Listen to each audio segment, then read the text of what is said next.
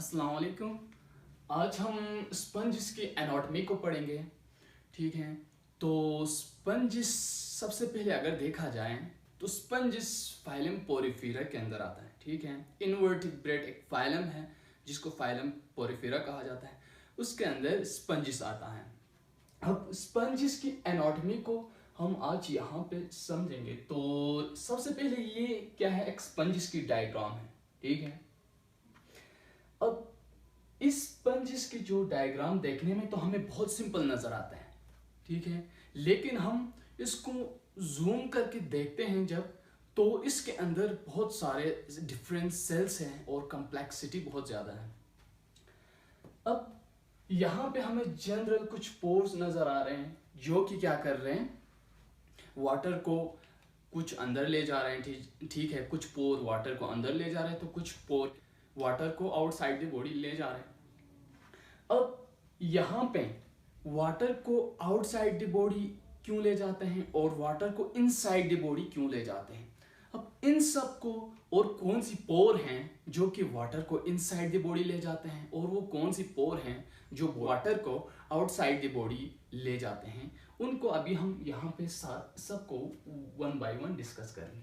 तो सबसे पहले इस स्ट्रक्चर को अगर देखा जाए तो क्या है, ये स्पंजिस की एक स्ट्रक्चर है जिसके अंदर हमें ऑस्क्यूलम यानी कि बड़ा जो ओपनिंग जहाँ से वाटर एक्सकरण हो जाता है यानी कि वाटर निकल जाते हैं, वो कैविटी हमें नजर आ रहा है। दूसरा ओस्टियम, यहाँ देखें तो वाटर क्या हो रहा है, इनकरण। इनकरण मीन्स वाटर जब स्पंजिस की बॉडी के अंदर जाता है तो उसको इनकरण ऑफ वाटर कहा जाता है। जब वाटर ऑस्क्यूलम के थ्रू एग्जिट हो जाता है, निकल जाता है, तो उसको एक्सकरण ऑफ वाटर कहा जाता है। ठीक है, उस प्रोसेस को यानी कि वाटर का एक्सकरण होना, निकल जाना। अब यहां पे जो स्पंजिस की स्ट्रक्चर है उसको, उसकी एक हिस्से को हमने जब काटा और उसको जूम करके देखा, ठीक है, तो उसकी जो स्ट्रक्चर के अंदर हमें 3 लेयर्स नजर आए। स्पंजिस की जो स्ट्रक्चर के अंदर 3 लेयर नजर आए हमें। सबसे ऊपर वाला जो पिनाकोडम, जो सबसे ऊपर वाला है, और सेंटर में एक लेयर है जिसको क्या कहा जाता है, मेसेंकाइम। ठीक हो गया, जो कि एक जेली लाइक लेयर है। और तीसरा, यहाँ पे आपको कुछ स्ट्रक्चर्स नजर आ रहे हैं, यहाँ पे ये। अब ये जो स्ट्रक्चर, ये जो सेल्स है, इनको कोनोसाइट्स कहा जाता है। ये कोनोसाइट सेल हैं जो कि क्या बनाता है, कोनोडम को बनाता है। ठीक है, ये सबसे इनर मोस्ट लेयर है किसके अंदर, स्पंजिस के अंदर। आउटर मोस्ट लेयर पिनाकोडम, उसके बाद मेसेंकाइम, उसके बाद सबसे अंदर वाली जो ये सेल क्या करते हैं, एक लेयर बनाते हैं जिसको क्या कहा जाता है, कोनोडम कहा जाता है। इस लेयर को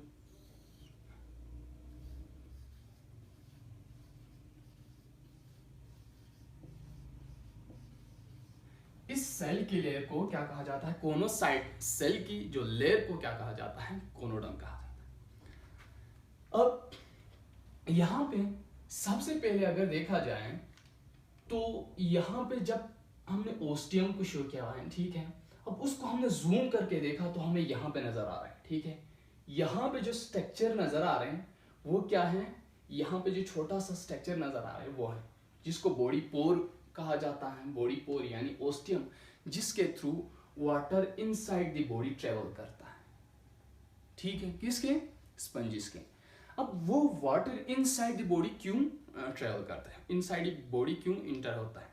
water inside the body inter होने की मेन वजह एक तो क्या है, फूड है। ठीक है, अब उस वाटर के अंदर जो फूड पाए जाते हैं, स्पंजिस उससे अपने खुराक लेते हैं। दूसरा, उस वाटर के अंदर क्या होते हैं, ऑक्सीजन होते हैं। अब उस वाटर के अंदर मौजूद ऑक्सीजन को ये क्या करता है, लेता है, और वो क्या करता है, रिस्पायरेशन या जिसको हम ब्रीथिंग कहते हैं, इसके लिए वो क्या करता है, यूज करता है। अब ये हो गया ओस्टियम। ओस्टियम को हमने यहाँ पे शो किया हुआ है, देखो यहाँ पे। ठीक है, अब इसके अंदर वाटर इनसाइड द एक कैविटी आता है। अब इस जो कैविटी को क्या कहा जाता है, यहाँ पे जो खाली कैविटी नजर आ रही है, ये पूरा कैविटी क्या है, इस कैविटी को स्पंजोसील कहा जाता है, स्पंजोसील। अब यहां से वाटर मूव करके आया स्पंजोसील, जो खाली जो कैविटी है बड़ा सा उसको स्पंजोसील कहा जाता है। अब इस तरह के हंड्रेड्स ऑफ पोर हैं स्पंजिस की बॉडी के ऊपर, ठीक है। यहाँ पे हमने एक पोर जस्ट हमने डायग्राम को समझने के लिए यहाँ पे बनाया है, ठीक है। अब इस तरह के हंड्रेड्स ऑफ पोर होते हैं स्पंजिस की बॉडी के अंदर। अब इस पोर के अंदर इस पोर के जरिए वाटर इनसाइड कहां पे आएंगे, स्पंजोसील के अंदर। अब उसके बाद एक ओपनिंग है, ठीक है, एक बड़ा सा एक ओपनिंग जिसको ऑस्क्यूलम कहा जाता है, जिसके थ्रू वाटर क्या होता है, एग्जिट होता है, ठीक है। Water out through osculum and water enter होता है। अब यहाँ पे देखें वाटर इन होता है किसके जरिए, ओस्टियम के जरिए, ठीक है। ये भी ओस्टियम है, ये भी ओस्टियम, ये भी ओस्टियम। इस तरह के हंड्रेड्स ऑफ ओस्टियम के पोर होते हैं, यानी कि पोर बहुत ज्यादा होते हैं, बॉडी पोर्स, जिसके जरिए वाटर स्पंजिस की बॉडी के अंदर इंटर होता है। अब उसके बाद इसके अंदर जो पोर के बाद कुछ अमीबाइड सेल्स होते हैं, ठीक है। ये अमीबाइड सेल एक तो फूड को कैप्चर करता है, दूसरा अमीबाइड सेल क्या करता है, स्पाइक्यूल्स की फॉर्मेशन करता है। स्पाइक्यूल्स क्या होता है, यहां पे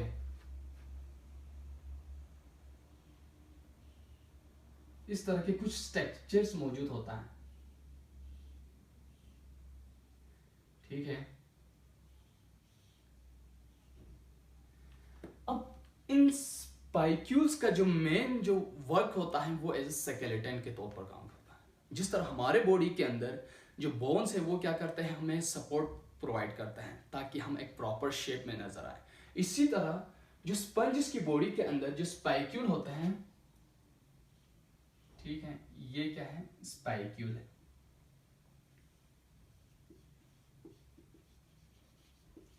ये स्पाइक्यूल क्या करता है, स्केलेटन के तौर पर काम करता है और स्पंजिस की बॉडी को एक प्रॉपर क्या करता है, शेप में रखता है। ये किसका काम हो गया, ठीक है, स्पाइक्यूल की फॉर्मेशन एमेबाइड सेल एक तो फूड को कैप्चर करता है। अब यहाँ पे जो नजर आ रहा है ये एमेबा लाइक जितने भी जो स्ट्रक्चर नजर आ रहे हैं यहाँ पे और यहाँ पे, ये सारे क्या है, एमेबाइड सेल्स हैं जो कि फूड को भी कैप्चर करता है एज वेल एज स्पाइक्यूल की फॉर्मेशन करता है। और जो स्पाइक्यूल है वो स्पंज की बॉडी को क्या करता है, सपोर्ट एंड प्रोटेक्शन प्रोवाइड करता है। अब उसके बाद यहाँ पे जो सेल्स की हमने लेयर की बात की, कोनोसाइट। अब यहाँ पे देखें ये सेल की जो लेयर है, ठीक है। अब इस एक सेल को हमने जूम करके यहाँ पे देखा तो हमें इसकी स्ट्रक्चर कंप्लीटली यहाँ पे नजर आ रहा है, ठीक है। इसके अंदर बहुत सारे रीजन्स मौजूद होते हैं। अब यहाँ पे तो हमें एक छोटा सा सिंपल सा स्ट्रक्चर नजर आता है और यहाँ पे जब हमने देखा तो एक बड़ा क्या है, एक फ्लैजिला है, ठीक है, इस कोनोसाइट के ऊपर। ये क्या है, फ्लैजिला है, जो कि वाटर करंट में स्पंजिस की बॉडी के अंदर वाटर करंट में बहुत ज्यादा हेल्पफुल साबित होता है। ये फ्लैजिला किसके ऊपर मौजूद होता है, कोनोसाइट, जिसको कॉलर सेल भी कहा जाता है।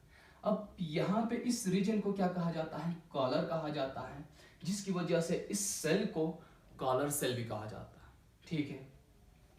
अब इस कॉलर के रीजन में क्या होता है, मोस्टली वहां पे फूड ट्रैप हो जाता है, यानी कि फूड को वहां से ट्रैप किया जाता है और जो कोनोसाइट क्या करता है, उसको फूड वैक्यूल में ले जाके उसको बाद में क्या करता है, डाइजेस्ट करता है, ठीक। अब जो कोनोसाइट है उसकी मेन फंक्शन क्या हो गया, एक तो ये वाटर करंट, ठीक है, वाटर करंट के प्रोडक्शन में हेल्पफुल होता है। दूसरा ये क्या करता है, ये भी फूड को कैप्चर करने में बहुत ज्यादा हेल्पफुल होता है थ्रू इट्स कॉलर, ठीक है। कॉलर के थ्रू इसकी जो कॉलर वाली जो रीजन नजर आ रही है, यहाँ पे जो रीजन नजर आ रहे हैं वो कॉलर है, जिसके थ्रू वो फूड को ट्रैप करता है। दूसरा जो फ्लैजिला है उसके थ्रू वो वाटर की मूवमेंट या वाटर करंट की प्रोडक्शन में हेल्पफुल होता है। किसके अंदर? स्पंजिस के अंदर। अब ये कॉलर सेल या कोनोसाइट से हमारे पास क्या बना? कोनोडर्म। ठीक है। अब मेसेंकाइम के अंदर हमें क्या मिला? Amoeboid cell. ठीक है, अमीबाइड सेल। और सबसे ऊपर जो एक लेयर है जिसको हमने पिनाकोडम कहा था, ठीक है, जिसको हमने क्या कहा था? पिनाकोडम कहा था। वो किस चीज से बने हुए? Epidermal cell. कुछ सेल से बने हुए। उन सेल्स को क्या कहा जाता है? एपिडर्मल सेल कहा जाता है। ठीक हो गया। अब ये किसकी स्ट्रक्चर थी? स्पंजिस की एनाटॉमी थी। ठीक है, स्पंजिस की एनाटॉमी ये किस चीज के अंदर आता है? फाइलम पोरिफेरा के अंदर आता है। और इसकी ये क्या है? डिप्लोप्लास्टिक एनिमल है। ठीक है, डिप्लोप्लास्टिक मींस इसके अंदर 2 जेम्स लेयर मौजूद होते हैं और ये क्या होता है? एसिमेट्रिकल होता है। ठीक है, सिमेट्री के हिसाब से देखा जाए तो ये एसिमेट्रिकल, जिसको हमने अपने प्रीवियस लेक्चर के अंदर ऑलरेडी डिस्कस किया हुआ है।